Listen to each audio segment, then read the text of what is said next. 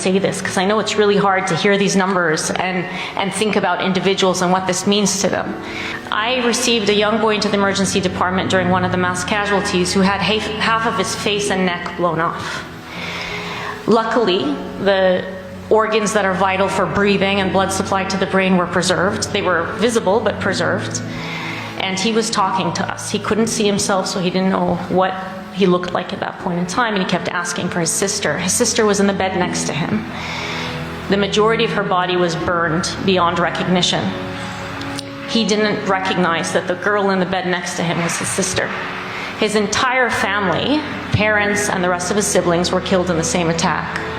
That boy survived, and the next day I went to see him, a very young plastic surgeon, one of the few remaining plastic surgeons in Gaza, because the others have either been killed or have fled, understandably, had removed part of his chest and created a graft to cover those vital organs of the neck. He was lying in his bed and mumbling because it was so difficult to talk, and he kept saying, I got really close to him and he said, I wish I had died too.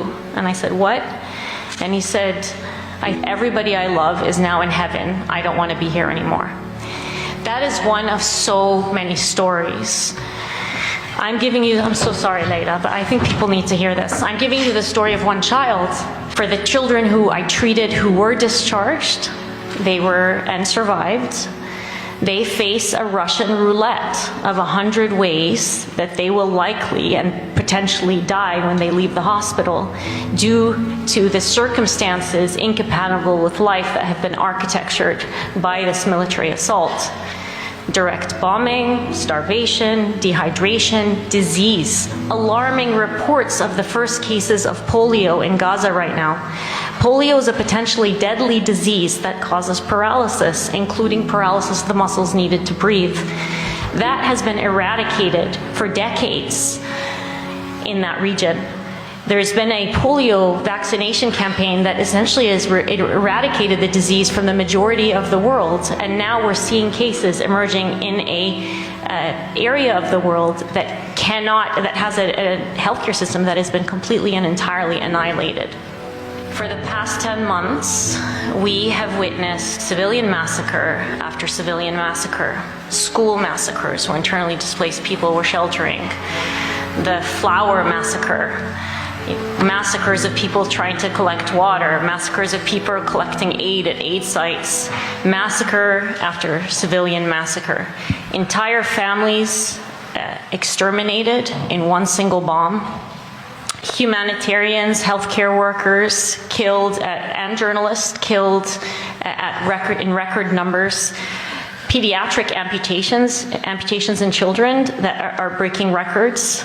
We have treated so many children who have lost their entire family that a term has been coined to describe these children. You've probably heard it, wounded child, no surviving family, WCNSF. This is a term that has been coined since October to describe this very frequent phenomenon that I personally witnessed more times than I can count while I was there.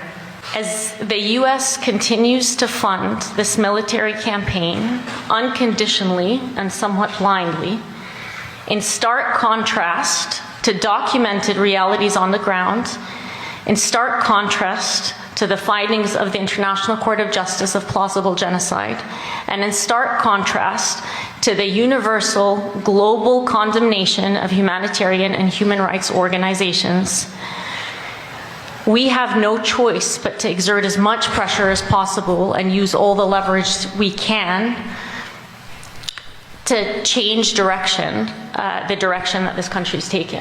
I have held the hand of children who are taking their last gasps because their entire family was killed in the same attack and couldn't be there holding their hand and comforting them and could not bury them thereafter.